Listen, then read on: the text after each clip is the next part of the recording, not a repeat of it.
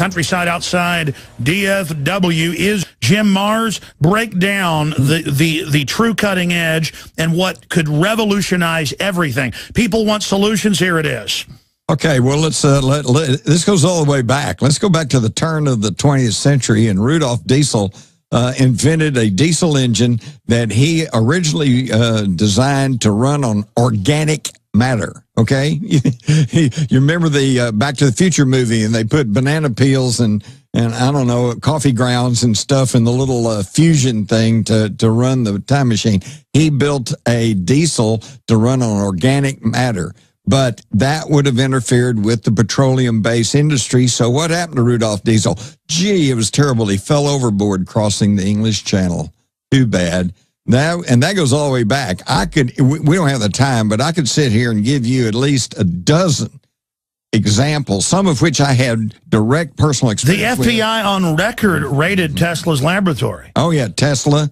You know, they burned his laboratory down. There's things going on right now today. Some years back, there was a kid up in the Northwest who said, I've developed a carburetor that'll get 100 miles on 1 gallon of gas. And he got reporters. He drove them 100 miles. They checked it out. They've made sure there wasn't some trick to it. It was legit. What happened to that? It's gone. Again, by the way, I've seen magazines in the 60s and stuff, General Motors and Ford, with carburetors with 75 miles to the gallon, cars that go 150 miles an hour.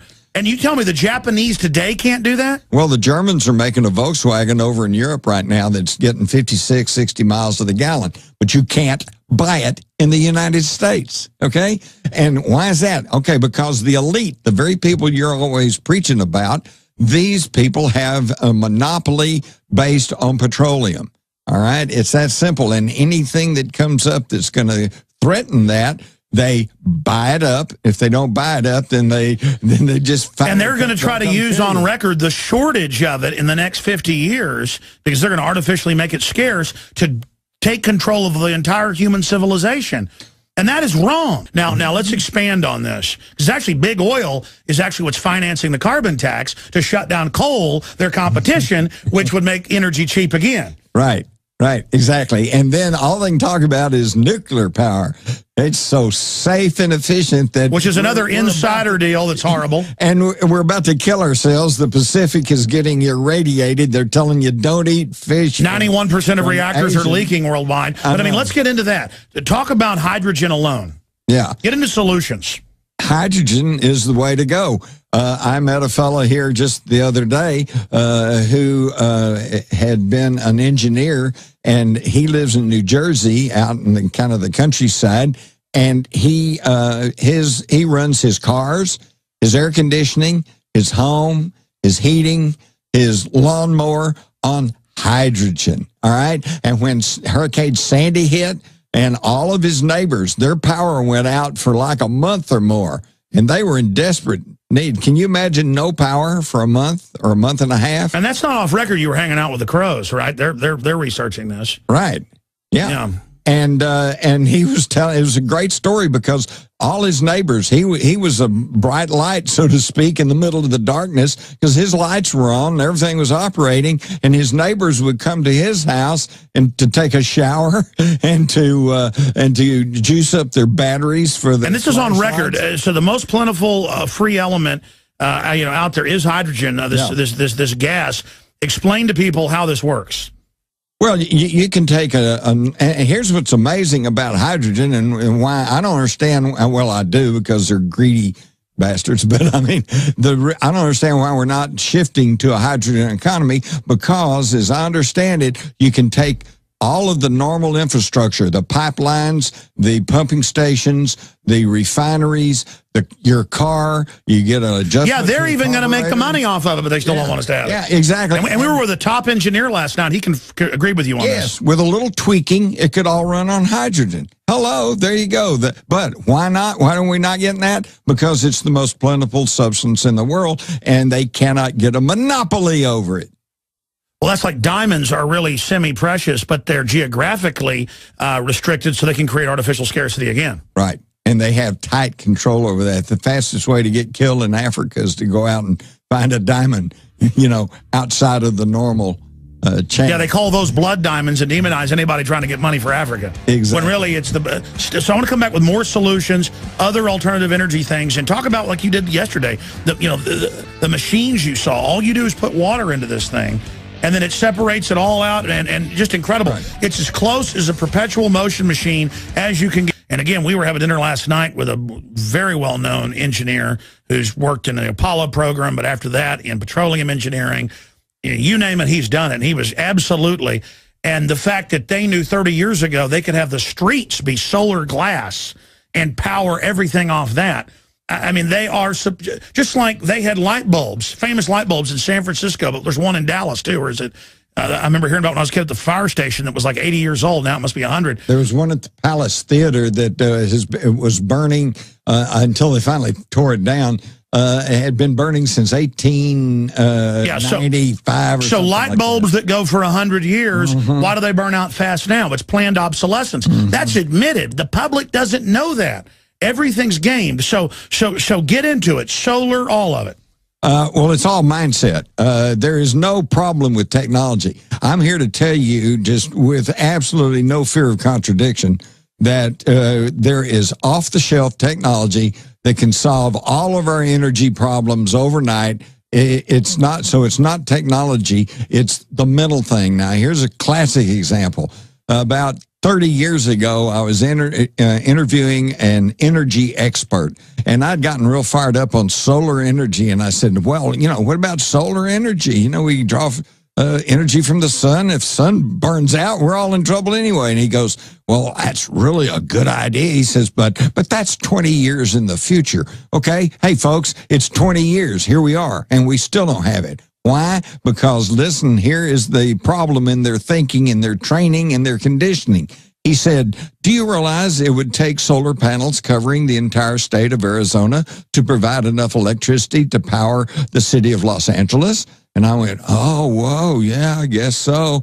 Well, I went off and I thought about that, and he's right. But where's the flaw in his thinking? Central generation. He can only think in terms of generating enough electricity centrally and then piping it to L.A. Where you lose most of it. Yeah, and you lose most of it in the transmission. Same thing with the with wind farms far away. It works to have it at your house, right? Like the old windmill, but not 500 miles away. So what if everybody in Los Angeles put solar panels on their roof? Whoa, then you power the city of Los Angeles and everybody's got their own power. And why don't we have that? Because they hadn't figured out how to make a cloud come and hang over your house if you don't pay your electric bill.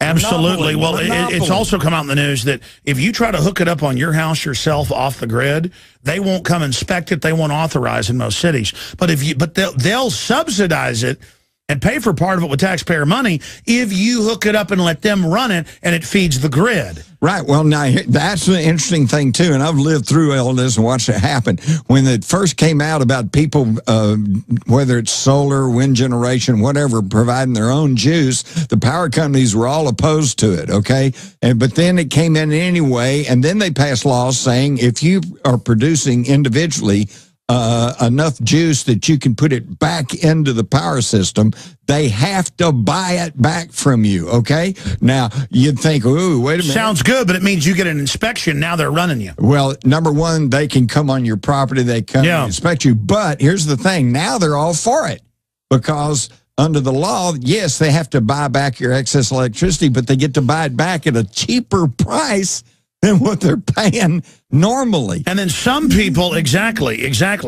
So it's creating a monopoly for them again of a lower price. But they're making money on it, so it's okay. Exactly, but the people say, well, aren't you for Obama then? He's giving tens of billions of taxpayer money a year to this. So did Spain. It bankrupted him. It's given to select insiders. He gave it to his buddies, and they went broke. They don't even open a building up. They just take the money and run. Exactly. Or they build windmills 500 miles away on record that break and don't even work and kill the birds. And that's because chances are, if you looked way into their portfolio, you'd find that actually they're heavily invested in oil and gas. Well, no, it turns out you're right. Again, BP is the biggest funder of all this and the biggest funder of carbon taxes. Right. They're the group that gives most of the money to fund Bilderberg as a charity. Look it up. Okay, you mentioned BP is running the clean energy movement so they can kill it. Exactly. And I just ran into some wonderful folks from California who had been getting some help, quote, help from Shell to develop hydrogen. All right. And then they finally realized that they weren't getting anywhere. Shell, that's Dutch oil. That's Queen Beatrix of Holland. They don't want that. It's a public relations move. She owns that company. And they weren't doing it. In fact, if anything, they were throwing roadblocks. They are not just that company, but on record, the federal regulators, it's the same in Europe, will go to anybody and go, "You got a nice company here. What, it's worth $10 million? Here's $500 million. Sign it over to us," and they shut it down and then say, "Look, we're green." Yeah, exactly. Well, do we have that Obama clip real quick? We're gonna play this clip because, again, he's telling Africans you can't have progress unless we have clean energy. Meanwhile, he's blocking it all while claiming he funds it all. This is the incredible brainwashing. Here's the clip. The youth that everybody's mentioned here in Africa, if everybody's raising living standards to the point where everybody's got a car and everybody's got air conditioning and everybody's got a big house, well, the planet will boil over unless we find new ways of producing energy. Now expanding on that WhiteHouse.gov clip, the problem is warming happens in all the major studies. They had to admit this now, and then carbon dioxide goes up, and now NASA admits it's a cooling gas, and it's a trace gas. So it's a total red herring. Let us run the energy system and decide what you can have, or it'll burn the earth up. Right. Well, what they claim is that it's the carbon emissions that are causing greenhouse effect and then heating up the planet. Okay, so well, if we go to hydrogen, it doesn't heat up. If it puts out any excess at all, it's oxygen and clear water, which is something we need. Yeah, and how horrible. By the way, listen, people, listen carefully to this. It is not global warming. It is solar system warming. The ice caps on Mars are diminishing, which means they're melting. The ice. The UN voted and said the sun doesn't affect temperature. Yeah, but the ice on some of the moons of Jupiter is melting. But I'm being sarcastic. I mean, they voted and said the sun doesn't affect us. The sun is everything. Well, they used to tell us the world was flat. But I mean, how dumb do they think we are? The sun is the main driver of climate. Well, they think we're pretty dumb if all we do is watch mainstream media. I agree. Now.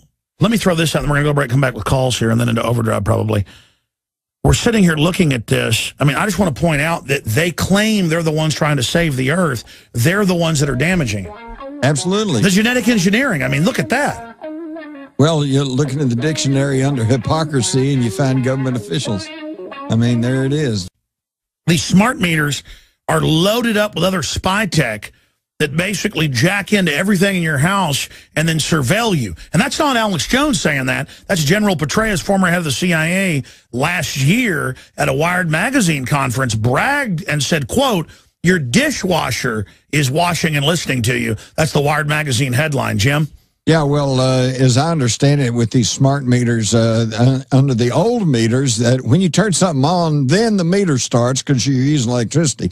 Under the smart meters, they kind of keep a certain level going. So the bottom line, yeah, that's a whole other area. It's been proven all over the news that they double and triple bills. They rip you off with these. It's smart, all right. Smart at raping you. That's right. Your electric bill is going to go up. Period. Plus, and don't believe us. Watch it happen. Yeah. Go study it for yourself. Absolutely. I'm glad you brought up that angle. They're screwing us so many different ways that I didn't even remember that it's been in the news that's happening. Yeah. I mean, you're talking 1 month after it went in a case in Chicago in a whole neighborhood, doubling of prices. Yeah.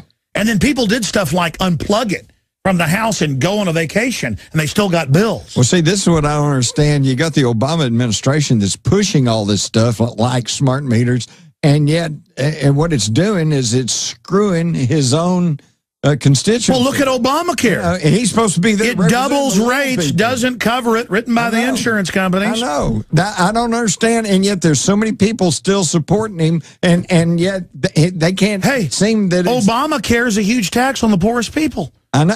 He's hurting. He increased taxes on people making $20,000 a year in this new tax increase. That's a fact. That's right. Now, if you're making $20,000 or less, you really can't afford a tax increase. Now, and if he ups it, but it's okay because he's